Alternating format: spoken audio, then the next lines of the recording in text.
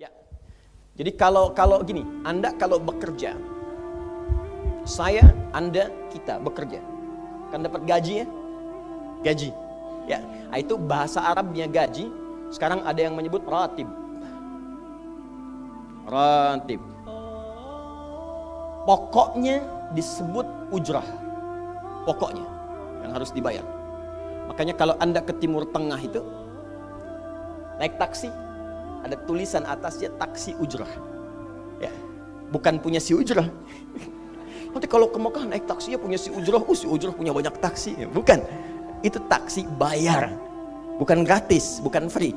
Jadi begitu Anda keluar menggunakan jasanya, bayar, berikan pokok dari jasa yang telah dia kerjakan. Perhatikan baik-baik, teman-teman sekalian. Ketika Anda bekerja dalam urusan dunia, Anda mendapatkan ujrah. Nih bayar 10 dinar, 10.000 rupiah, sekian, sekian, sekian. Ketika Anda kerjakan untuk misi akhirat supaya bekal untuk pulang, bukankah 10 juta ditabung, tabung, bikin rumah kan? Beli pakaian yang elok, beli kendaraan. Sama persis Anda sholat itu diberikan juga bayarannya, diberikan juga pokok pemberiannya. Anda puasa diberikan pokoknya, baca Al-Quran dikasih bayarannya. Namanya pahala. Dalam bahasa Al-Quran disebut ajrun namanya. Dunia ujrah, akhirat ajrun. Lahum ajrun ghairu mamnun.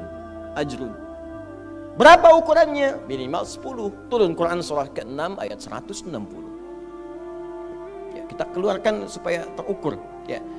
Setiap pekerjaan dunia menjadi nilai akhirat punya poin. Pekerjaannya disebut hasanah namanya. Ya. Amal solehnya disebut hasanah. Siapa yang mengerjakan di dunia pekerjaan punya nilai akhirat, amal soleh namanya hasanah. Setiap hasanah punya poin 10. Man jaa bil hasanati falahu asyru amthaliha. Siapa yang mengerjakan perbuatan di dunia dan punya nilai akhirat, bekerja dikerjakan karena Allah mencari yang halal. Tuliskan poinnya. Salat, tuliskan poinnya. Setiap pekerjaan 10. Hitungannya 1 keduanya 500 tahun, 2 ketiganya 500 tahun, 3 keempatnya 500 tahun. Jadi jangan menghitung 1, 2, 3 terlalu sedikit. Ya. Di hadis Muslim saya sering katakan ke masjid saja dapat 25 poin baru nyampe. Jarak 1 kedua 500 tahun. Jadi kalau ada yang tidak sholat dalam sehari, 1 kali sholat kehilangan 10 pahala kali 500 tahun. Dia kehilangan pahala 5.000 tahun. Ya, dosanya berapa? Nah, makanya sering kita bermohon begini, ya Allah, jadikan semua perbuatan duniaku punya nilai akhirat supaya ditampakkan di akhirat. Di hasanah dunia ini akan ditampakkan saat dihisab di akhirat. Makanya sering kita katakan, ya Al-Baqarah ayat 201, wa minhum may yaqulu rabbana atina fid dunya. Ya Allah, jadikan semua kegiatan duniaku hasanah. Namaku sudah hasanah ya Allah. Perbuatanku belum tentu. Ya sudah suami namanya Hasan, ya istri Hasanah, anaknya Husna, ya kan? Yang laki-laki Husain, tuh. Semua kumpul, tapi kalau pekerjaannya tidak demikian menjadi amal soleh, nggak terkumpul ini. Ya, dan akhirat pun nampakkan lagi hasanahnya. Maka diteruskan ayatnya, wa fil akhirati hasanah. Makanya saat di akhirat itu ditampakkan, faman ya'mal mithqala dzarratin khairan yarah. Ya, makanya kalau mau mithqal, yang khairan yarah. Jangan yang syarran yarah. Ya, pada yang baik-baik, miskol tahajud, miskol untuk baca Quran, ya, miskol untuk bisa tilawah, miskol untuk mengingatkan puasa sunnah, itu khairan yarah. Ya, miskol pada yang tidak bagus, tinggalkan, itu syarran yarah. Ini balik sini. Maka dapat kita nilai ini, kembali kepada Allah, kumpulkan semua ini. Tinggal nanti, tergantung Anda mau punya rumah di yang mana daerahnya. Komplek yang elit. Di Indonesia, di sini Jakarta ada Pondok Indah. Ada beberapa tempat-tempat yang lainnya, elit kalangannya, Menteng, dan seterusnya. Maka di surga pun ada komplek yang elit-elit.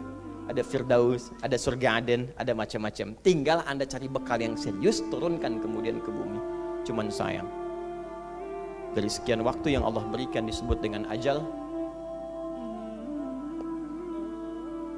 menjadi batasan kita untuk beramal. Setiap kita dibatasi oleh waktu. Seperti Anda pun bekerja dunia, bukankah ada waktunya? Waktu produktif untuk bekerja, setelah itu ada masa pensiunnya. Dalam bahasa Arab, sesuatu yang kita kerjakan dengan batas dan setelah hilang batasnya, selesai aktivitasnya, disebut dengan ajal namanya. Maka Allah membuat ketentuan, kita pun tidak abadi di bumi. Setiap kita punya batas waktu, kalau selesai dinas kita dan pulang kita untuk mempertanggungjawabkan semua yang kita kerjakan di sini. Maka turun Quran surah ke-7 ayat 30 berapa? 4 untuk menggambarkan ini. Walikulli ummatin ajal fa idza jaa ajaluhum la yastakhiruna sa'ata wa la yastaqdimun. Setiap umat seluruhnya tanpa kecuali itu pasti punya batas waktu untuk beraktivitas dan selesai pulang. Aktivitas kita ketika bergerak mencari kehidupan ma'isyah, pekerjaannya disebut dengan asya. Diingatkan kalau harakat fathah turun ke bawah kasrah artinya selesai harakatnya, hilang pekerjaannya. Dari asya menjadi isya. Setiap hari diingatkan kita dengan salat isya. Hei, seaktif-aktifnya Anda, sesibuk-sibuknya akan selesai semua itu dan semua kita akan pulang. Bukankah setelah isya kita terpejam? Itu kan latihan. Makanya dalam doa saat akan tidur jadi disebutkan bisikallahumma amutu wa ahya. Ada riwayat lain ahya wa amut. Riwayat populernya amutu wa ahya. Mungkin malam ini saya pulang, saya meninggal. Makanya saat kita bangun dari tidur kita ucapkan alhamdulillahilladzi ahyana ba'dama. Ada maknya, sementara aja. Satu saat mungkin pulang. Kita nggak tahu di bagian mana yang tidur itu mengakhiri kehidupan kita saat kita pulang. Karena itu serius. Ada saatnya kita pulang. Nah teman-teman, ternyata sudah tahu akan pulang pun masih ada yang tidak memanfaatkan waktu dengan baik. Tanyakan pada setiap manusia ya, dari detik ini, dimulai dengan diri kita manusia kan? Tanyakan pada diri kita, Anda wafat tidak? Anda pulang tidak? Anda meninggal tidak? Kalau sadar pulang, maka cari bekal yang baik. Berarti Allah benar kan? Kata Allah setiap kita akan wafat. Kullu nafsin dha'iqatul maut. Setiap yang punya jiwa meninggal. Bahkan dikasih informasi jelas kok. Yang bawa maut disebutkan namanya malakul maut. Quran surah 32 ayat ke-11. Qul yatawaffakum malakul mautil ladzi wukkila bikum. Disebutkan. Bayangkan ya, kurang jelas apa lagi? Disebutkan punya waktu namanya ajal, akan wafat disebutkan, yang bawa wafat kematiannya disebutkan malaikatnya. Cara wafatnya disebutkan, Quran surah 89 ayat 27 sampai 30. Ya ayyatuhan nafsul mutmainnah, itu yang tenang, yang dahsyat dipukulin malaikat juga ada. Ya, Quran surah 8 ayat 50 itu ada sambil dipukulin malaikat. Ya. Maaf teman-teman sekalian, ini sudah jelas semuanya. Jadi aneh manusia itu. Sudah tahu akan meninggal, tahu ada kenikmatan, ada siksaan, tahu ada surga, ada neraka, tahu ada kenikmatan kubur, ada siksa kubur. Kenapa masih main-main juga? Kenapa nggak dimanfaatkan? Dan dia tahu ada yang menyolatkan, ada yang disolatkan. Apa nggak sempat terfikir ketika Anda wafat siapa yang menyolatkan? Bukankah yang paling indah yang menyolatkan orang yang selama ini kita rawat? Anak yang pernah dikandung, diberikan ASI, dirawat-rawat. Anda menyiapkan apa gitu? Kita menyiapkan apa? Sayang-sayang investasi keluar banyak ketika wafat gak bisa berlaku apapun. Bahkan ada yang sebelum wafat pun sudah dibuang dari keluarganya. Waliyadzubillah. Nah, sekarang dari sekian kegiatan aktivitas kita, berapa yang sudah punya nilai di mata Allah menjadi amal saleh? Sekarang kita ukur. Ya, sekarang kita ukur. Pelan-pelan sebentar ya. Ini rata-rata usia berapa tahun? Oh baik. 40 tahun ke atas ya. Ya. Walaupun atasnya mungkin agak banyak, atas gitu ya, bagian. Nggak apa-apa.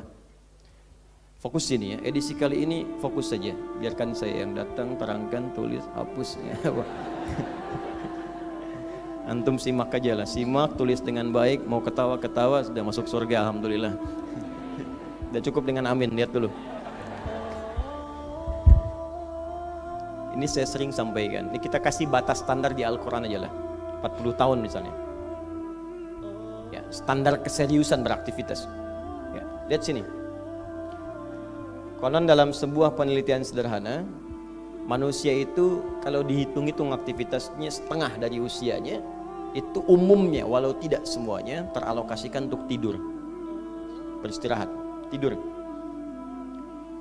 Dari mulai lahir, bayi kecil tidur, dewasa beraktivitas tidur siang, tidur malam, tidur macam-macam, tidur kecapean, tidur ngantuk, tidur lelah, tidur segala rupa, tidur setengah dari usia. Jadi kalau 40 tahun tidurnya berapa tahun? 20 tahun. Baik. Sisanya beraktivitas, ya. Nah, itu berapa tahun? 20 tahun. Jadi di sini kalau kita hitung, ya kalau beriman, alhamdulillah kita sholatnya, puasanya, baca Qurannya, tapi juga kerjanya, tertawanya, candanya, macam-macamnya 20 tahun. Dari 20 tahun ini, berapa yang jadi aktivitas ibadah? Yang jadi ibadah berapa? Ya, jangan terlalu pesimis, ya ambil 10 tahun misalnya. 10 tahun ibadah. Nah, jadi di sini adalah sholatnya, baca Qurannya, puasanya, dan sebagainya, sedekahnya, infaknya. Apakah semua ibadah itu langsung diterima? Belum tentu. Syaratnya ikhlas. Wa ma umiru illa liya'budullaha mukhlishina lahuddin. Quran surah 98 ayat 5. Pertanyaannya, dari ibadah yang kurang lebih 10 tahun ini, berapa tahun yang ikhlas? Ya, ambillah tengah-tengahnya 5 misalnya kan. 5 tahun. Ini yang ikhlas, insya Allah. Yang ikhlas kurang lebih 5 tahun. Jadi usia 40 tahun ini yang produktif amalan yang kurang lebih harapan kita diterima oleh Allah insya Allah 5 tahun. Dosanya berapa tahun?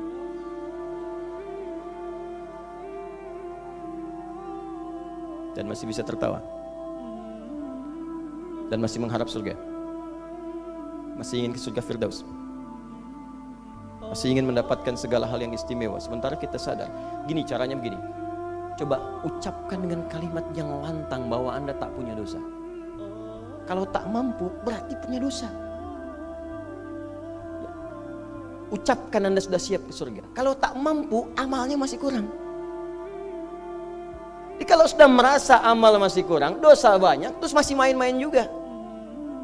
Sudah tahu usia sudah di atas ini, ada yang 50, 60 tahu, waktunya sedikit. Yang kemarin-kemarin banyak yang sia-sia. Jadi kalau yang kemarin-kemarin kurang, masa sisanya masih dikurangi juga? Anda 40 tahun, 50 tahun, 60 tahun. Sekarang anak 4, 5 tahun, bahkan matanya buta, ada laki-laki, ada perempuan, sudah jadi penghafal Quran. 5 tahun hafal Quran. Belum baligh. Dan berharap punya bekal di hadapan Allah. Kemarin sahabat saya, Syekh Ali Jabir, ya, datang ke Bekasi. Cerita tentang Kaila, anak 5 tahun, mata buta. Murajaah hafalan Quran sehari 5-7 juz. Dikatakan oleh beliau, Kaila, apa enggak capek terlalu banyak? Kamu kan punya uzur di hadapan Allah. Allah Maha memahami keadaan kamu. Apa enggak lelah? Saya malu justru kepada Allah kalau kurang daripada itu. Anak 5 tahun mengulang hafalan Quran setiap hari 5-7 juz dan malu kalau kurang di bawah itu sebagai bekal untuk menghadap Allah. Anda diberikan kesempatan sampai lebih daripada 50 tahun, lebih daripada 40 tahun, lebih daripada 20 tahun.